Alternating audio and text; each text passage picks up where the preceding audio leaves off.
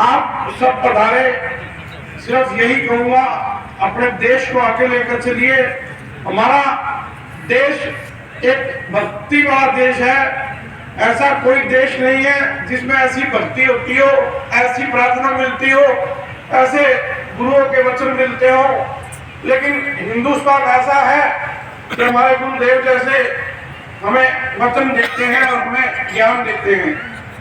हम भाग्यशाली हैं कि हिंदुस्तान में पैदा हुए। एक हिंदुस्तान ऐसा देश है जिससे आप सारे देश डरते हैं। पाकिस्तान कभी जंग किया करता था, आपको याद होगा, बड़े बुजुर्गों आपने सबने देखा होगा। लेकिन आज क्या हालत है, उनके एमपी ही बोलते हैं कि ना पंगा लीजिए, ठीक नहीं होगा। तो ऐसे देश को हम आगे लेकर चले तो कितना आगे जाएगा, ये सोचिए।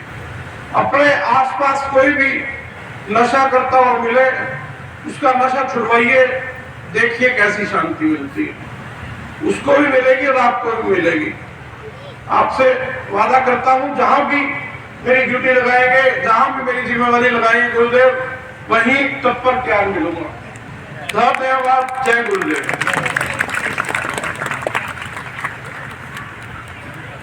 आपके विचार हम सबके लिए अनुकरणीय हैं। मैं आपका बहुत बहुत आभार प्रकट करता हूँ।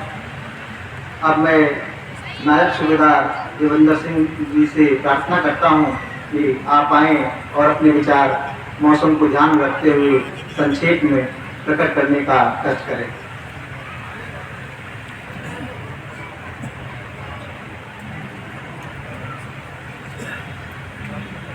जय गुरुदेव बाबा जी। मैं नायब सूबेदार देवेंद्र सिंह 11 राजनीतिक पैदल सेना से था। मेरे को सेना के अंदर अवार्ड दिया गया था और उस अवार्ड का भारतीय सेना ने मेरे को सम्मान दिया। उसी की वजह से मैं गुरुदेव बाबा जी को दर्शन प्राप्त हुए और मेरे को ये अवार्ड दुश्मन का कत्ल करने के बाद ही मिला था। 2004 के अंदर 2-3 उग्रवादियों को कत्ल किया था। ये एक देश का सुरक्षा के लिए किया था, लेकिन इंसान का कत्ल करना मेरे लिए एक गुनाह था, लेकिन वो मैं अपने देश की हिफाजत के लिए किया था। और जैसे कि गुरुदेव बाबा की कृपा से एक ही बहुत अच्छा विचार आया कि इंसान को जीव हत्या करने से रोको, मांस मदिरा का सेवन न करने दो, दारू का सेवन न करने दो। ये शब्द मेरे को बहुत ही अच्छे लगे हैं। इसलिए सभी आदमी इन चीजों पर ध्यान दो। देश सेवा कोई बॉर्डर पर रहकर नहीं की जाती। देश सेवा हम एक दूसरे इंसान को जीव हत्या करने से, उनका नशा छुटवाने से और किसी प्रकार का अपराध करने से बचाना हमारा ये भी कर्तव्य है, एक देश भक्ति के होते हैं। मैं ज्यादा इन कोई शब्द अपने शब्द थोड़े कहकर विराम देता हूँ और देश सेवा है ये हमारी। हम इस देश के लिए किसी भी तरीके से आगे बढ़ाने के लिए तत्पर रहना चाहिए। जय गुरुदेव बाबा जी की।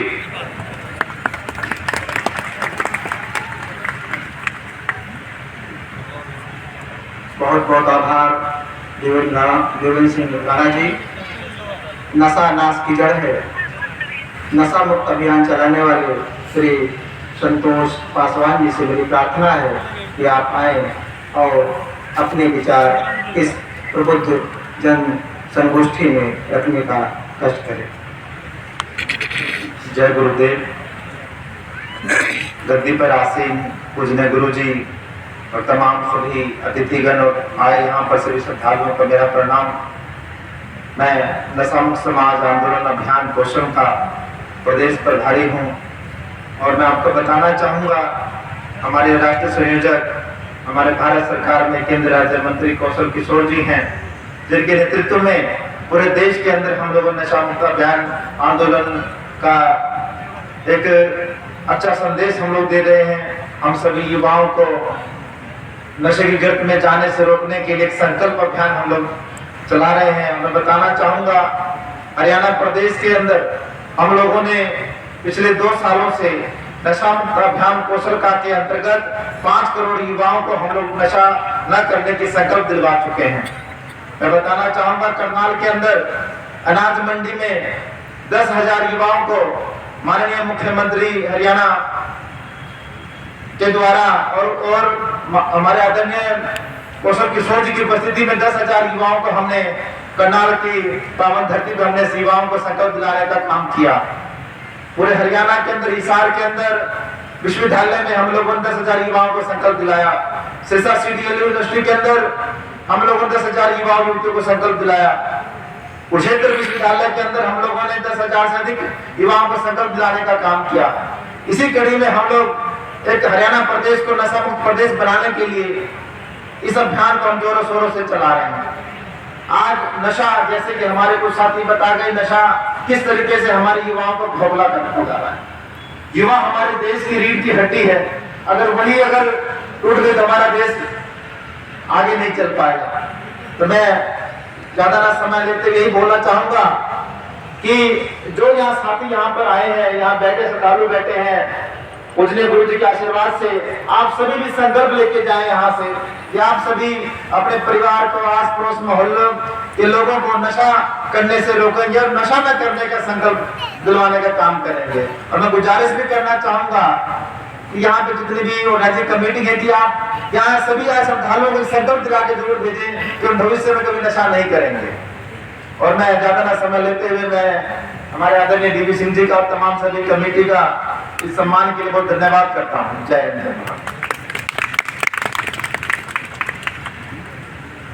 आपके विचार एवं कार्य हम सबके लिए अनुकरणीय है और हमारे भीतर नई ऊर्जा का संचार करते हैं। यह हम सबका सौभाग्य है। हम सबके बीच वक्त के विलक्षण महापुरुष परम पूज्य गुरु जी महाराज मंच पर विराजमान है।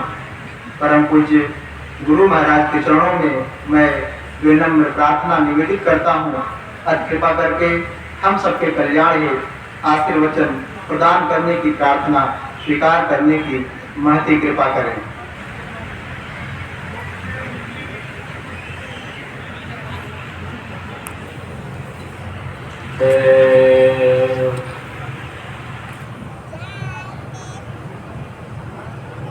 चलो बोलो जय गुरुदेव, जय गुरुदेव, जय गुरुदेव, जय गुरुदेव, जय गुरुदेव, जय गुरुदेव नाम किसका, प्रभु का, जय गुरुदेव नाम किसका, प्रभु का, प्रभु का पावन नाम, जय गुरुदेव, प्रभु का पावन नाम, जय गुरुदेव, जय गुरुदेव। सर्वसमर्थ सर्वत्र अस्मरणीय परम पूज्य गुरु जी महाराज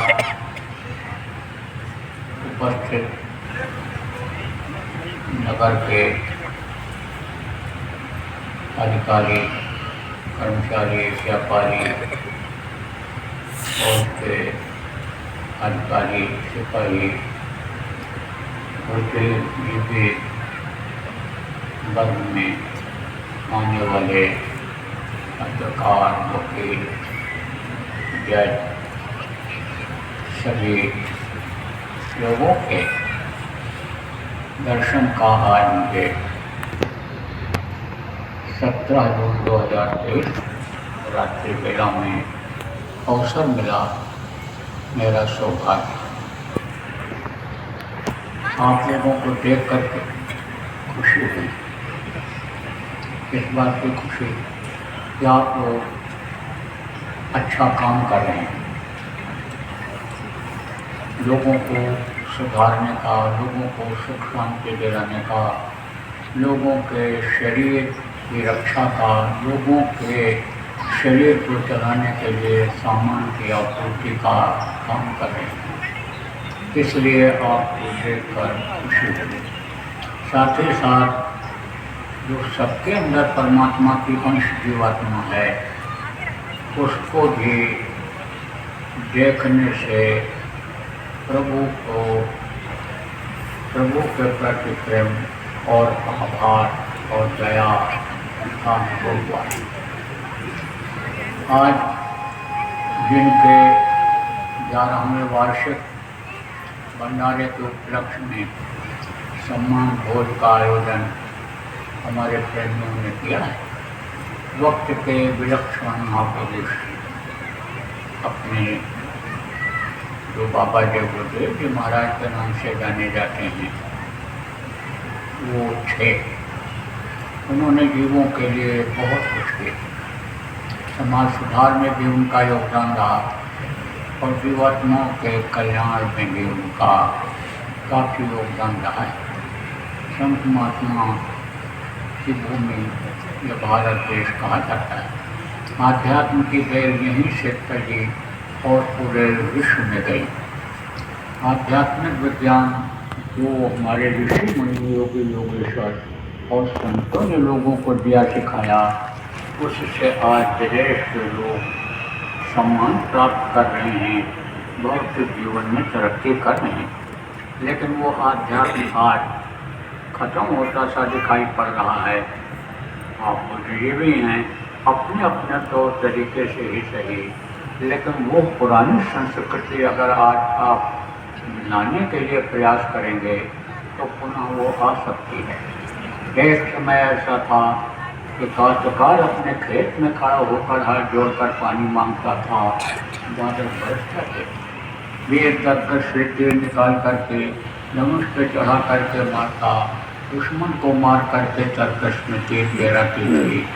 एक समय वो था हनुमान जी जैसे संजीवनी बूटी लेने के लिए जब जाने को हुआ तो उड़ करके गए थे। पहाड़ उठाने को हुआ तो उन्होंने गरिमा शक्ति महिमा शक्ति को प्रकट किया और पूरा पहाड़ उठा करके लेकर के आए। प्रिय अनुमा गर्मा महिमा लगमा सिद्धियाँ काम धेम तत्वृक्ष ये सब कुछ मौजूद है। लेकिन इनको अगर लाया जाए और जल पृथ्वी अग्नि वायु और आकाश को खुश किया जाए, समय पर जाड़ा समय पर गर्मी समय पर बरसात होने लग जाए, तो ये जो लोगों की खाने की रहने की ये जो समस्याएं हैं ये दूर हो जाए। देखिए एक समय ऐसा था कि अल्पमृत्यु नहीं कौनों पीरा, सब सुंदर सब विदुर शरीरा, सब सुंदर शरीर में थे। दैहिक दैविक भौतिक तापा, किसी को कोई भी तरह का तकलीफ रोग नहीं था। और जब समय पूरा होता था तब दुनिया छोड़ करके लोग जाते थे। लेकिन अकाल मृत्यु जब माही व्यापे और जहाँ बहुत मरे, अकाल मृत्यु बहुत हो रही है। आप देखिए अस्पतालों में देखिए मरीजों की संख्या बढ़ती चली जा रही है। कारण क्या है? कारण यही है कि लोगों का खान पान गलत हो गया, विचार भावनाएं गलत हो गई। चोरी डकैती आप समझे आगजनी, आप समझिए कि अपहरण बलात्कार जो भारतीय संस्कृति में अवैध है, वो सब बढ़ता चला जा रहा है। ये सर्वविदित हो गया कि खून के बेमेल होने की वजह से ही ये तरह तरह की बीमारियां आ रही हैं। खान पान गलत होने की वजह से ये जो जानवर बनाए गए इनको खाने के लिए, आदमी उनको खाने लग गया। कीड़े पैदा होने की वजह से तरह तरह की बीमारियां आ गई और उससे लोग ग्रसित हो रहे हैं। चाहे बुढ़ा आदमी हो, कमज़ोर शरीर हो जाए, उस पर भी असर आ रहा है और जवानों पर भी इसका असर आ रहा है। तो इसके बारे में भी उस सब लोगों को मिल करके सोच करके योजना बनानी चाहिए कि जिससे ये शरीर निरोगी रहे, काया निरोगी रहे। शरीर जब स्वस्थ रहेगा तब चाहे दुनिया की दौलत इकट्ठा करना हो मान सम्मान इकट्ठा करना हो, कोई भौतिक काम करना हो, प्रगति करना हो, या आध्यात्मिक काम करना हो, रूपों को निजात दिलाना हो, जीवात्मा का कल्याण करना हो, शरीर की स्वस्थता आवश्यक है। देखिए, आदमी होश में नहीं रह जाता, कोई काम कर सकता है। मदहोशी क्यों आई? यही कि ज़रूरत से ज़्यादा जब अंदर में नशे की चीज़ पहुँच जाती है तब समझो मदहोश हो जाता है। नशा तो वैसे अन्न में भी होता है, हर खाने पीने में होता है, लेकिन उसका मैदा आदमी का बर्दाश्त कर लेता है। लेकिन ये नशेली गोलियाँ, नशीली जड़ी बूटियाँ और ये शराब जैसा बुद्धिनाशक नशा जब से लोग सेवन करने लग गए, तब से देखिए अपराध और भ्रष्टाचार ये बढ़ता चला जा रहा है। भ्रष्टाचार और अपराध की जननी यही मांस और शराब है। इसको अगर लोग छोड़ दें, इसको अगर बंद कर दिया जाए तो 50% अपराध और भ्रष्टाचार अभी ख़त्म हो जाएगा। नशे में देखो जवान मस्त पड़े हैं, कैसे भारत के राम बन पाएंगे, कैसे कृष्ण बन पाएंगे, कैसे भगत सिंह, चंद्रशेखर, अशफाकुल्लाह खां, राजेंद्र राही बन पाएंगे, कैसे ऋषि मुनि, योगी योगेश्वर, महात्मा संत बन पाएंगे, इस पर विचार करने की ज़रूरत है। अभी हमारे संतोष पासवान जी ने कहा कि हम लोग इतने इतने लोगों को नशा मुक्त का संकल्प दिला दिए हैं, लेकिन अब यह है कि बगीचा तो ये लोग लगा रहे हैं, लेकिन रखवाली अगर नहीं की जाएगी तो फिर नशेड़ी और नशेड़ी मिल जाएंगे, तो वो फिर से अनी समझो कि पीने खाने लग जाएंगे। सबकी ड्यूटी बनती है, देश के जितने भी जिम्मेदार हैं सबकी ये ड्यूटी बनती है कि अपने अपने स्तर से लोगों को समझाएं, छुड़ाएं, जो छोड़ दिए हैं उनकी फिर आदत में बन जाए। इसलिए ये सबका कर्तव्य बनता है। देखिए, जिनका नाम लिया, जिनके नेतृत्व में ये हमारे टीम को लेकर के पासवान जी अभियान चला रहे हैं। कौशल किशोर जी केंद्रीय मंत्री, अभी लखनऊ में लोकतंत्र सेनानी और बुद्धिजीवियों का सम्मेलन हुआ था, वो हमारे पास आए थे। 10 और 11 तारीख को था, लेकिन उनको कहीं गुजरात जाना था, ड्यूटी लग गई थी, तो 9 को ही मेरे पास आए। पहले कोई परिचय नहीं था। जब मुलाकात हुई सबसे पहले ही उन्होंने कहा मैं नशा मुक्ति का अभियान चला रहा हूँ और उसमें आपके सहयोग की ज़रूरत है। आपके लोग ऐसे हैं कि जो मेहनती हैं, इस अभियान में तेजी ला सकते हैं। हमने उनसे कहा भाई हमारा तो यही काम है।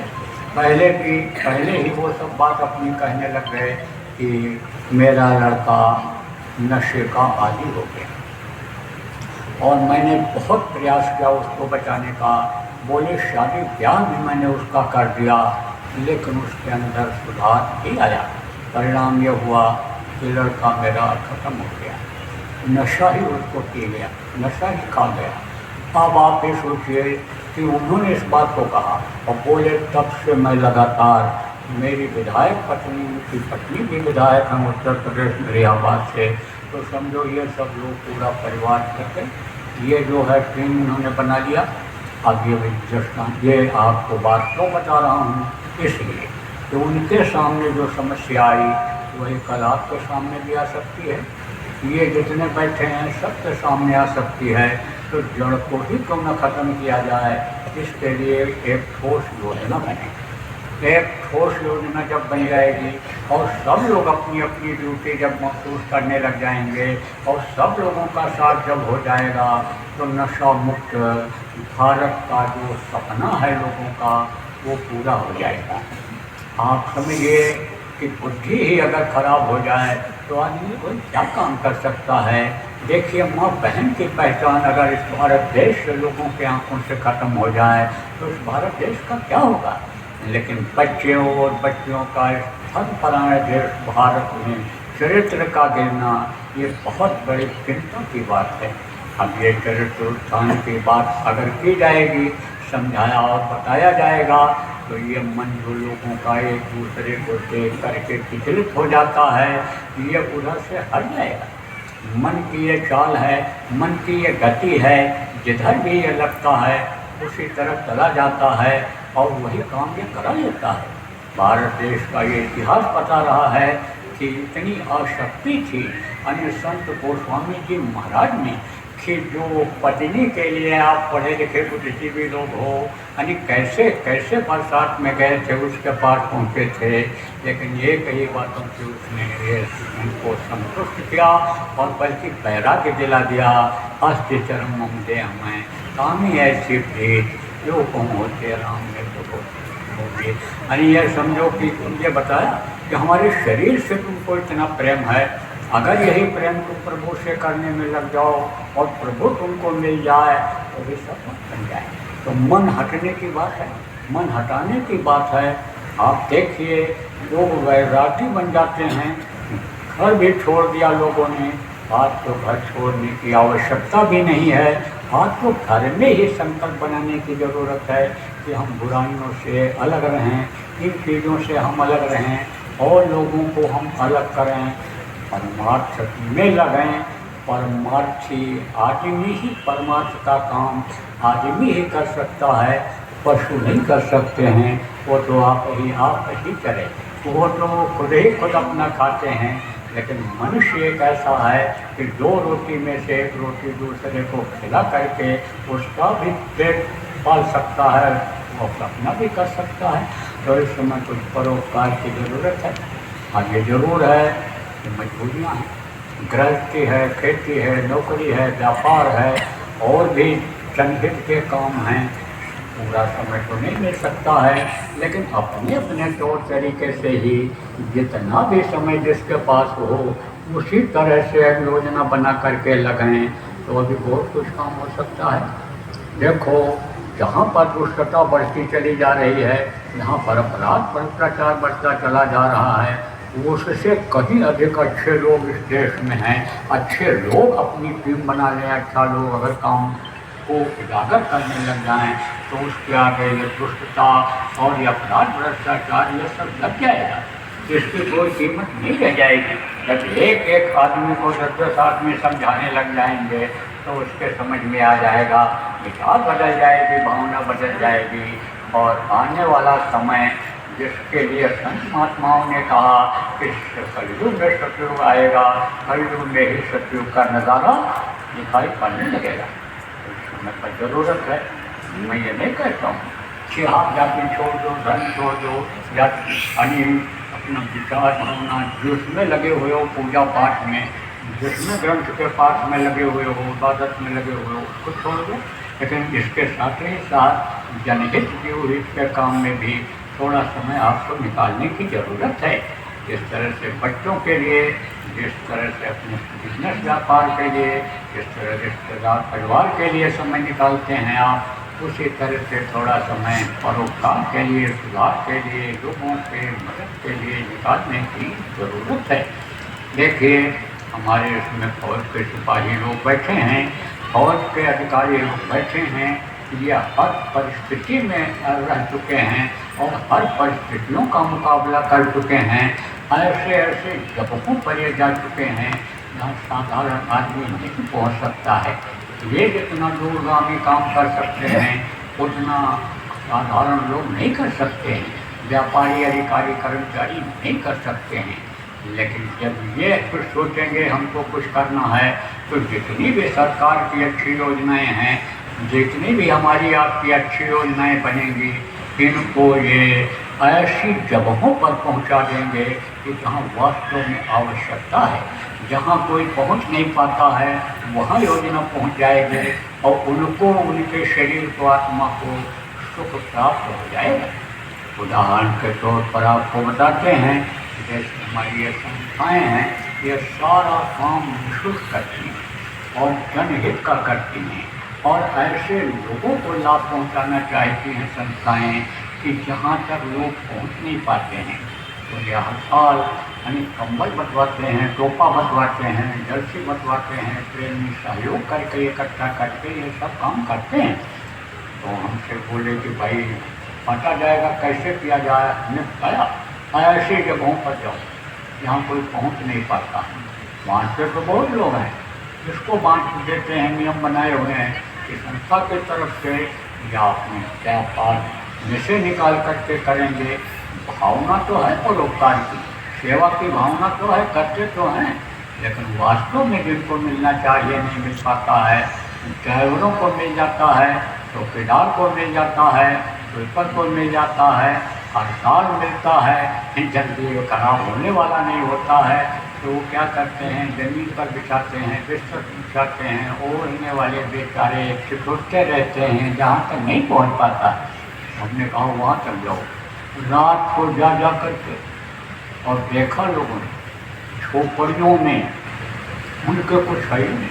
मैं खुद गया हूँ, जगह जगह गया हूँ, गुरु महाराज के दया से ऐसे जगहों पर पैदल चलते 4-4 किलोमीटर 3-3 किलोमीटर गया हूँ।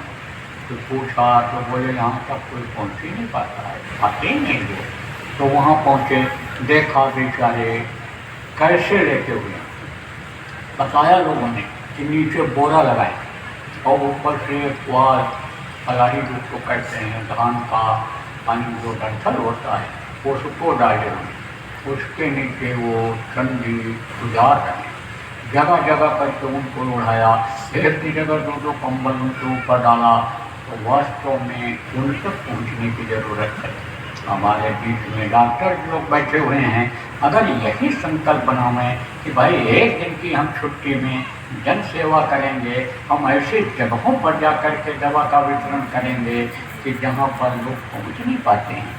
शहरों में तो जगह जगह सरकारी इंतजाम है, एम्बुलेंस घूमती रहती हैं, ऐसे जगहों पर एम्बुलेंस लेकर के हम जहाँ पहुँचाएँ कि जहाँ वास्तव में ज़रूरत है, जिनके पास धन भी नहीं है, जिनके पास बदन में बीमारी से शक्ति भी नहीं रह गई, उनके पास तक उसको पहुँचाएँ। ऐसी योजना अगर बनावें तो उनका जो आशीर्वाद मिलेगा, धन दौलत और मान प्रतिष्ठा बढ़ाने में मदद मिल जाएगी, नाम भी हो जाएगा और काम भी हो जाएगा।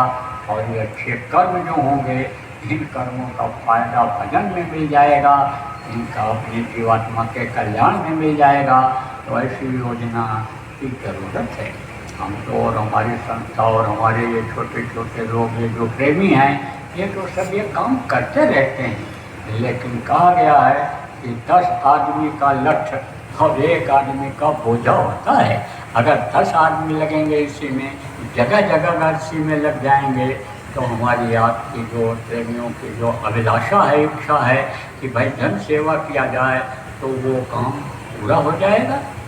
देखिए, खिलाना उसको चाहिए कि जिससे अपना कोई स्वार्थ न हो। रिश्तेदार को खिला दिया जाए, शादी ब्याह में अपने लड़की लड़का के खर्च कर दिया जाए, तो उसमें आदमी को स्वार्थ रहता है। हम जाएंगे इनके यहाँ, हमको भी खिलाएंगे, हमारा नाम होगा, हमने 10 तरह का खिलाया। लेकिन ऐसों को खिलाया जाए जिसको ज़रूरत है, और उससे कभी अपेक्षा न रहे कि ये हमको खिलाएगा और वो खिला भी नहीं पाएगा, इतनी गरीबी है उसको, ऐसे को खिलाया जाए तो वो वास्तव में परमार्थी काम होगा। और इस समय पर इस चीज़ की ज़रूरत है। सब लोग मिलकर के योजना बनाएं, सब लोग एक साथ मिलकर के अगर काम करें, सारा भेदभाव भूल करके, सारी पार्टी का, ये इस पार्टी में हम उस पार्टी में हैं, ये भेदभाव बोल दें, जाति पाति का, भाषावाद का, भाई भतीजावाद का ये जो जहर है, इसको उतार करके सब कुछ भूल करके अगर सेवा भाव बना करके, देश सेवा भाव बना करके, जन सेवा भाव बना करके, देशभक्ति का वो पाठ पढ़ाने का लक्ष्य बना करके अगर सब लोग आगे बढ़ें, तो अभी बहुत जल्दी ये रामकृष्ण जैसी भूमि बन जाए, ये गुरु गोविंद सिंह, ये जो रामदास जी और अर्जुन देव जी महाराज नानक जी जैसी ये भूमि अभी बन जाए, और वही दृश्य और वही नज़ारा जो ग्रंथों में लिखा हुआ है वो सब अभी दिखाई पड़ने लग जाए। तो भारत देश धर्म परायण देश है, रहा है और आगे रहेगा। लेकिन इसका मान सम्मान प्रतिष्ठा बनाए रखना ये अपना परम धर्म है। इसलिए हम आज आप बुद्धिजीवियों से ये निवेदन करते हैं, प्रार्थना करते हैं, आरज़ू करते हैं कि आप इसके लिए विचार करिए, योजना बनाइए और लागू करिए। हम और हमारे ये छोटे छोटे प्रेमी ये इसमें सहयोग करेंगे। हम आपके साथ हैं। हम देशभक्ति का पाठ पढ़ाना चाहते हैं, मानवभक्ति का पाठ पढ़ाना चाहते हैं, सत्य, अहिंसा, परोपकार और सेवा रूपी धर्म की हम पुनर्स्थापना करना चाहते हैं। हम इस जीवात्मा के कल्याण का काम करना चाहते हैं जो हमारे गुरु महाराज किया करते थे। इस शरीर को चलाने वाली जो शक्ति जीवात्मा है, परमात्मा की अंश है, इसको वहाँ परमात्मा तक पहुँचाना, इस मनुष्य शरीर के अंदर देवी देवताओं का दर्शन करना, इस मनुष्य शरीर के अंदर अनहद वेद वाणी, कलमा, खुदाई, आवाज़, गिरा और गुरुवाणी सुनना, यानी ये मनुष्य का परम कर्तव्य है, फर्ज है, और इसी काम के लिए ये मनुष्य शरीर मिला है। तो हम चाहते हैं कि वो भी काम होने लग जाए, आध्यात्मिक विद्या का ज्ञान हो जाए। यहाँ दुनिया की सारी विद्या खत्म होती है, आध्यात्म विद्या की शुरुआत होती है। जहाँ दुनिया का सारा धन खत्म होता है, आध्यात्मिक धन की प्राप्ति होती है, वो भी लोगों को प्राप्त होने लग जाए। और ये शरीर का समय जब तक रहे, आदमी सुखी रहे। जो लोग पुत्र परिवार या जो भी जुड़े हुए हैं शरीर से जिनका रिश्ता है, वो लोग भी सुखी रहें। और ये देश जिसमें हम रहते हैं, ये देश भी सुखी रहे, और ये धरती सत्सभ्य रहे। सोने की चिड़िया कहनाने वाला देश जो रहा है वो रहे, हम ये भी चाहते हैं। गुरु महाराज हमारे बहुत से लोगों को बहुत तरह का रास्ता, बहुत तरह की बातें सिखाए। कितने गरीबों की गरीबी दूर किया, कितने दुखियों का दुख दूर किया, कितने लोगों को जो परेशानी मानसिक थी दूर किया। हर तरह से कष्ट अन्य शरीर का तो उन्होंने निवारण का रास्ता बताया और किया, लेकिन आत्मा का भी कल्याण किया। मनुष्य शरीर के रहते रहते प्रभु के प्राप्ति का रास्ता बता करके, दया करके अंतर में देवी देवताओं का दर्शन भी कराया, और कितने लोगों को मुक्ति और मोक्ष दिला दिया। अब इस दुख के संसार में दुख झेलने के लिए आने वाले नहीं हैं। तो संतों की यह परंपरा रही है कि जब जाने लगे हैं तो किसी न किसी को यह काम सौंपते गए हैं। मैं तो ना कि गुरु महाराज के पास जब पहुंचा था कुछ नहीं जानता था, लेकिन मुँह खोए बाचाल पंग चढ़े गिरवर गान। गुरु की जब दया हो जाती है तो गुरु ने आज आपके सामने कुछ कहने, निवेदन करने, प्रार्थना करने के लायक बनाया। तो मुझको जो काम वो बता करके गए हैं, देश विदेश में जा कर के मैं उस काम को करने में भी लगा हुआ हूँ। जनहित का भी काम जो हो सकता है करता हूँ। मेरी भी उम्र हो गई 74 साल की, लेकिन लगातार अपने लक्ष्य की तरफ आगे बढ़ रहा हूँ। अब आप जैसे बुद्धिजीवी, आप जैसे जवान बच्चों जो इसमें आप सुन रहे हो आवाज़ को, अगर साथ दे दोगे तो काम जल्दी हो जाए, बगैर विनाश के काम हो जाएगा, बगैर मार काट के काम हो जाएगा, बगैर तेज तलवार के काम हो जाएगा, वैचारिक क्रांति के द्वारा काम हो जाएगा, विचारों में परिवर्तन ला करके काम करवा दिया जाएगा। बस थोड़े से सहयोग की आवश्यकता है। जो आप लोग योजना बनाइए, ये भी हैं, योजना कोई बनाता है, लागू कोई करता है। आप समझो उसी तरह से योजना बनाइए और लागू करिए। जो लागू करने में सहयोग कर सकते हैं वो सहयोग करें, और जो आप समझो योजना बना सकते हैं योजना बनाइए। प्रेम की जगह बनाइए। मुख्य रूप से आप ये समझिए कि फर्केबाजी नहीं होनी चाहिए, एक दूसरे को नीचा दिखाने की कोशिश नहीं होनी चाहिए। ये चीज़ें मैं देख रहा हूँ बहुत समझो कि बढ़ता चला जा रहा है।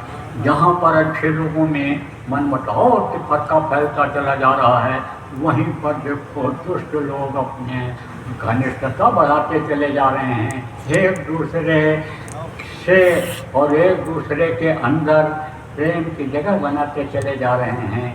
किसका असर है? कलयुग का असर है। लेकिन रहना तो कलयुग में ही है। हमको आपको कांटों के बीच में गुलाब जैसे रहता है, जैसे कीचड़ में कमल खिलता है, इस तरह से निकल करके काम करना पड़ेगा। तो आपस में प्रेम बनाइए, हमारे लिए और हमारे प्रेमियों के लिए भी अपने दिल में बड़ी सी जगह बनाइए और अच्छे काम की योजना बनाइए। हम भी आपके पीछे लगेंगे। बहुत अच्छा रहा, आप लोगों के दर्शन का अवसर मिला।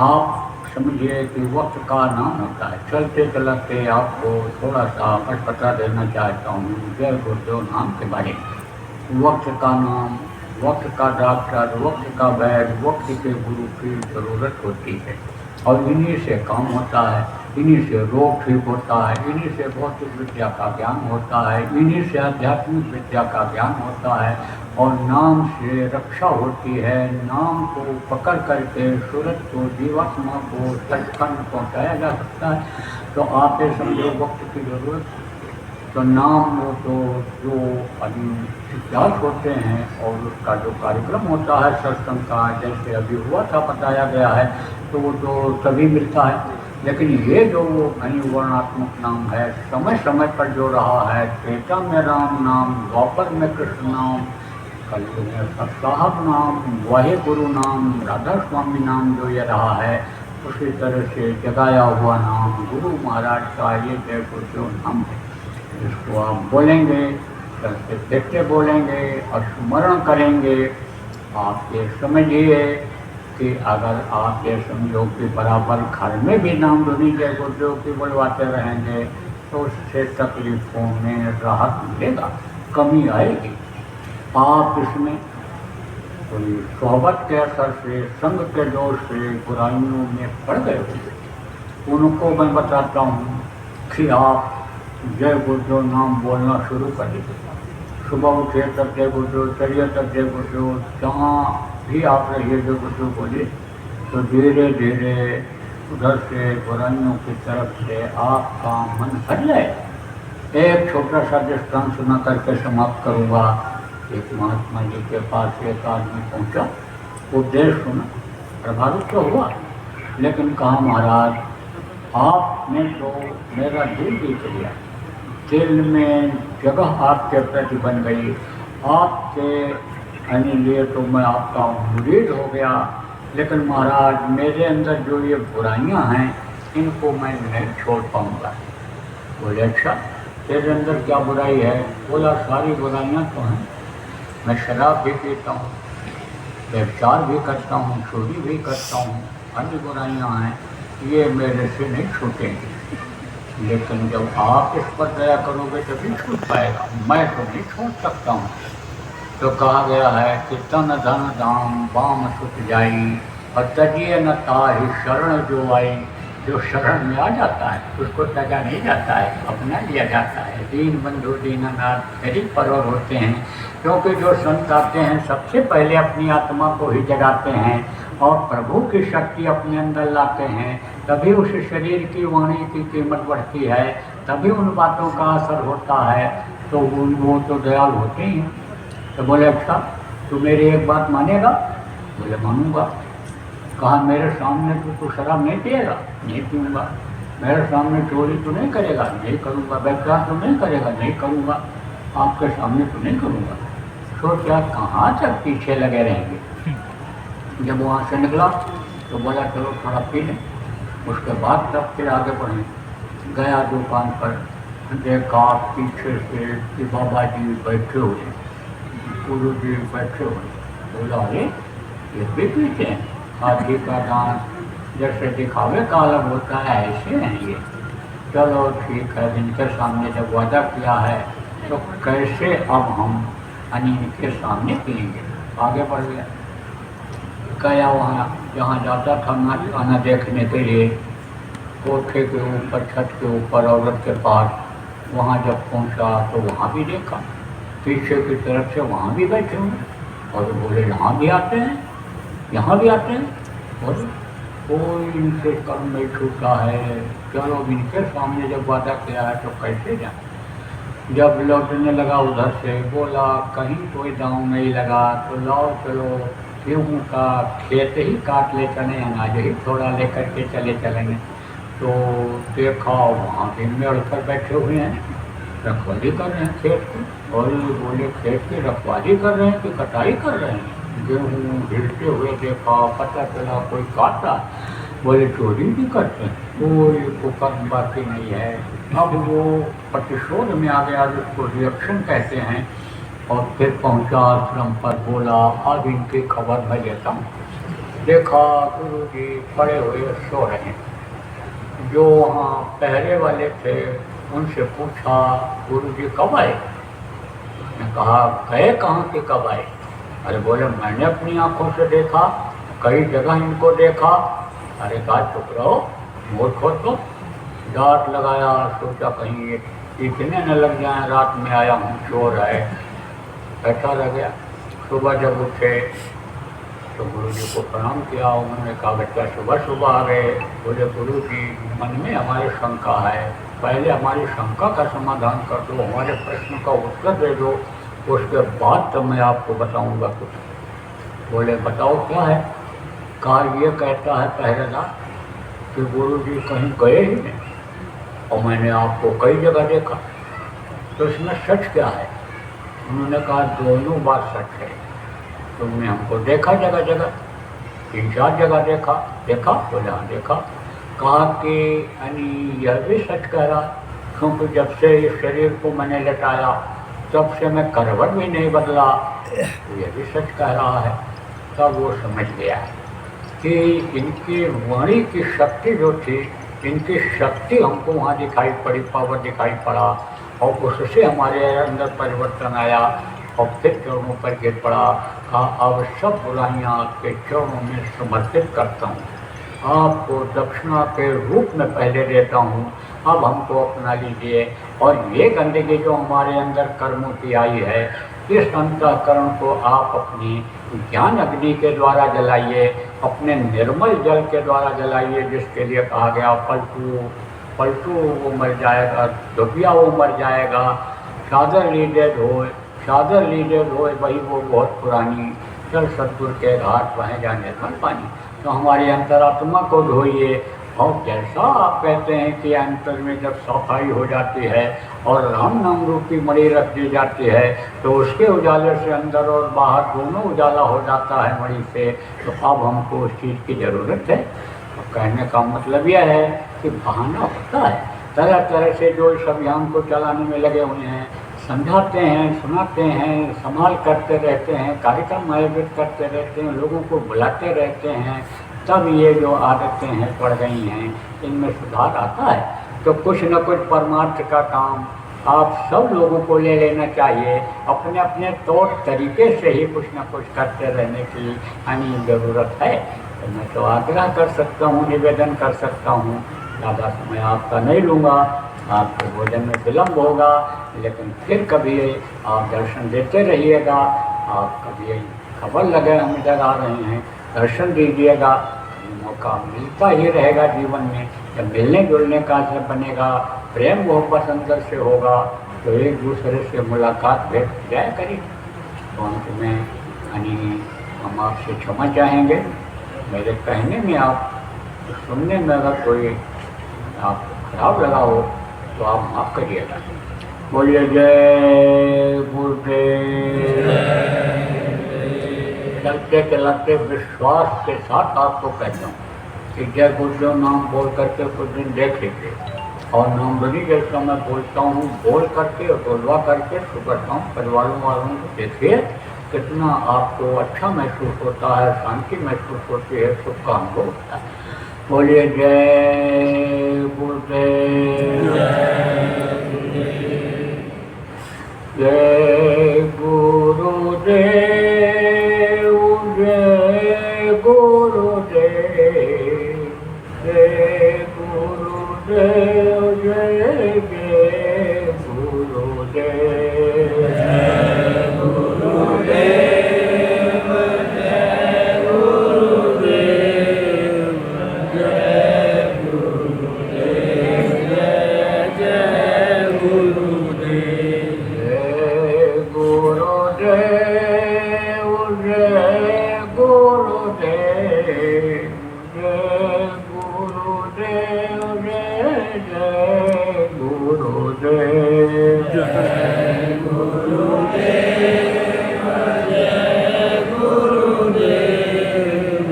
जय गुरुदेव। आप लोग जो लोग प्रेमी आए हो सत्संग सुनने के लिए इस कार्यक्रम में, कल सुबह थोड़ी देर का ध्यान भजन का हो जाएगा। उसके बाद में 10 बजे से लोकतंत्र सेनानी सम्मान समारोह होगा। लोकतंत्र सेनानी कौन है, क्या है, इसको सब लोगों को मालूम नहीं है। इनका नाम खत्म होता था, चला जा रहा था।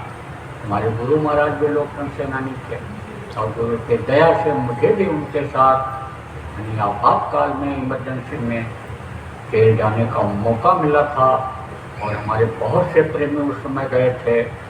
तो इन लोगों ने बड़े प्रेमी योजना बनाई कि इनको सम्मानित किया जाए।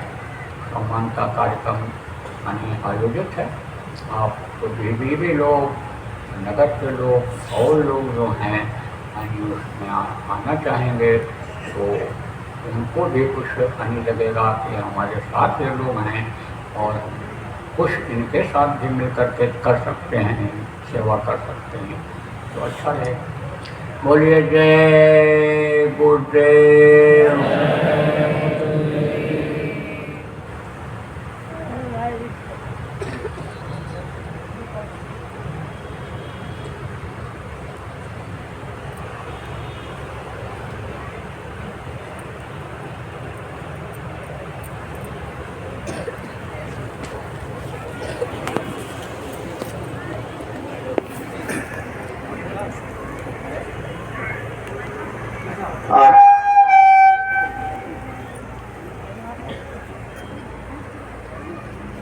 आप सभी जनों से प्रार्थना है कि आपकी भोजन की यहाँ पर व्यवस्था की गई है, आप लोग भोजन प्रसाद लेकर के ही यहाँ से जाएंगे।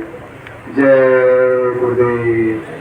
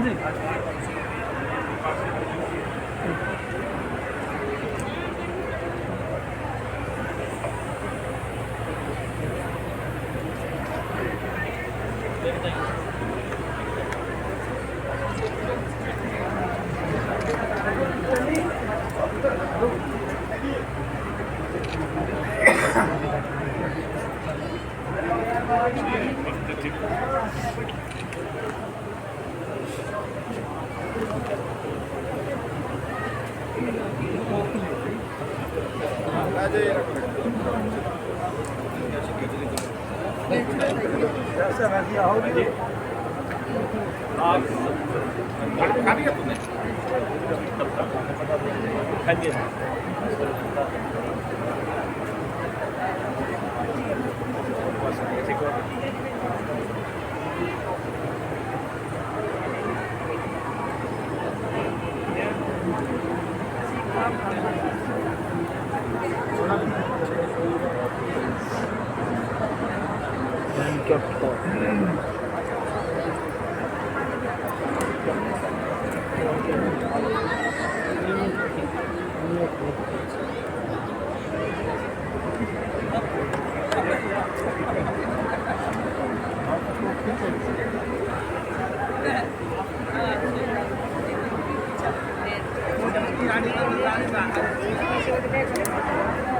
you.